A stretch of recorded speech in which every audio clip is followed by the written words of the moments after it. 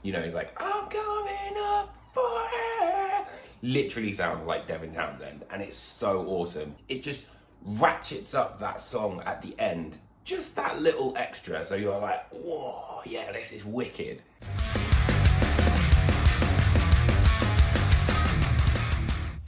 Hi guys, welcome back, and hello if you are new. So Voyager very much broke through worldwide, I would say, you know, with the announcement of them being in Eurovision, but they've been a band in the prog world for many, many years. Now on their 8th album, they come to claim the crown of modern prog on Fearless in Love.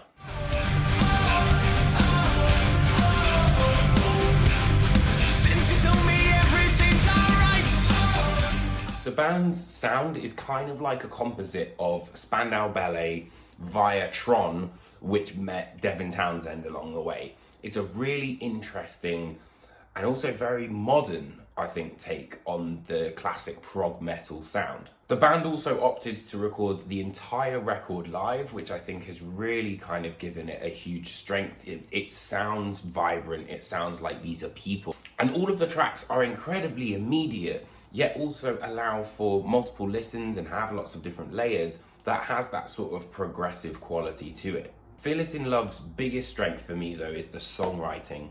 Key changes are effortless, verses just melt into choruses, and these transitions have been really, really looked over with a fine-toothed comb. Submarine operates in way more of a progressive metal sort of spectrum and reminded me of Ziltoid era Devin Townsend in places. But it has that sort of, you know, like guitar solos flying overhead, synthesizer solos, and then that I'm coming up for air. It's just epic in every single meaning of the word.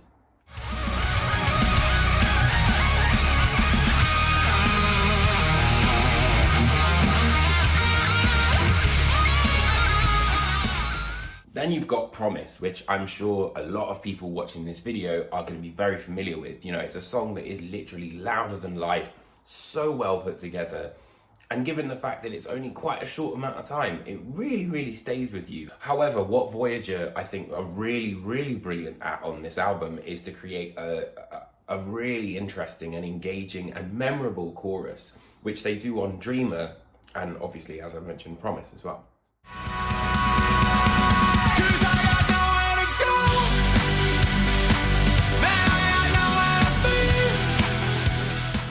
And I think this is the biggest attribute that the band have, and their sort of wielding of melody on Listen, for example.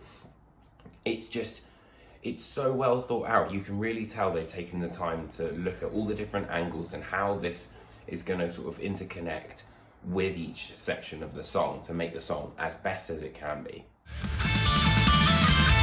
This is how it's done. I'll tell you when I'm done. And now the sun is rising. And I think, you know, a huge, huge thing has to be down to Danny Estrin's vocal ability. His range, his performance, you know, the way that he's able to kind of tone it all is absolutely fantastic. And I think he's not only one of the best prog singers, you know, in modern times, but one of the most varied as well. You know, like he's doing something that's different, but you can also tell immediately that it's him. Danny Estrin's, you know, tonality and intonation and delivery of the words are really effortless. Like on Promise, when it does the touch. Have you ever break for human touch? Have you ever just lost a little part? And Twisted as well, you know, Am I on the Run? Like it's kind of the cadences that he uses as well, I think, kind of add to that sort of sense of theatre, but without it being really cheesy.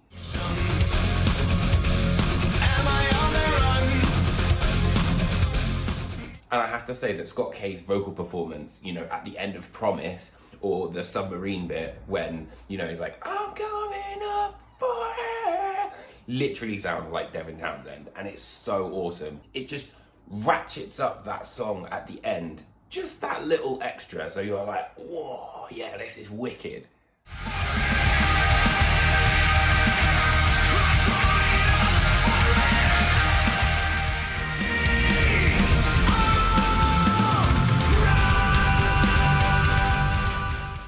course, you know, this band is first and foremost a prog metal band, and you've got tracks like Ultraviolet and Prince of Fire as well that very much remind you of that. But in all honesty, I kind of love the more melodic side of Voyager than I do the heavier side. But it's nice to have the two, you know, kind of together and sparring off against each other.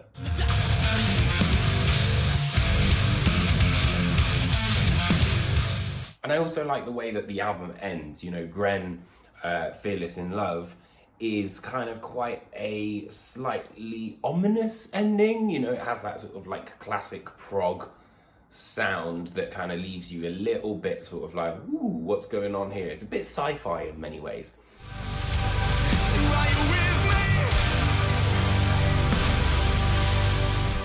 And I have to say that the guitar solos and, you know, keyboard solos on this album are brilliant, and they're really varied as well, which I think is the most important thing. Melodic, ambitious, and absolutely different. It seems like all of these years, the hard work has absolutely paid off in what I would imagine is a career high for the band in the form of Fearless in Love. It is just epic. Give it a listen. So for that reason, I'm going to give this album an 8 out of 10. I hope you guys enjoyed this album review. Let me know what you think of the album now that it's out there, and also the video as well. I've got some really cool interviews which are coming up, so make sure you stay tuned for them. And if you could hit that like and subscribe button, that would be amazing. I am a YouTuber, I have to say it.